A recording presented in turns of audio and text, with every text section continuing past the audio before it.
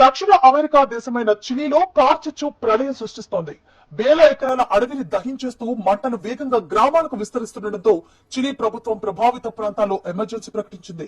ఎడతెరిపి లేకుండా వీస్తోన్న గాలులు, తీవ్రమైన ఉష్ణోగ్రతల కారణంగా మంటలను అదుపు చేయడానికి ఫైర్ సిబ్బందికి సవాల్గా మారింది.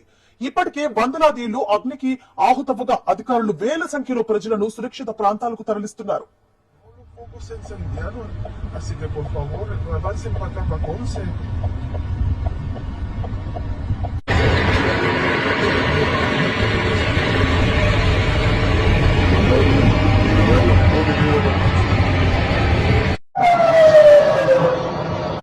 జనావాసాలను మంటలు చుట్టుముట్టడంతో ప్రాణ నష్టం జరగకుండా ఉండేందుకు సైన్య రంగంలోకి దిగింది. అటవీ ప్రాంతాలకు సమీపంలో ఉన్న గ్రామాల ప్రజలు వెంటనే ఇళ్లు ఖాళీ చేయాలని హెచ్చరికలు జారీ చేశారు. ఆకాశమంతా దట్టమైన పొగ కమ్మేయడంతో విమాన రాకపోకలకు ఆటంకం కలుగుతోంది. పర్యావరణ వ్యవస్థకు భారీగా నష్టం వాటిల్లుతోందని అధికారులు ఆవేదన వ్యక్తం చేశారు. ఇక బాధితులను ఆదుకునేందుకు అన్ని రకాల సహాయక చర్యలు చేపడుతున్నట్లు అధికారులు వెల్లడించారు.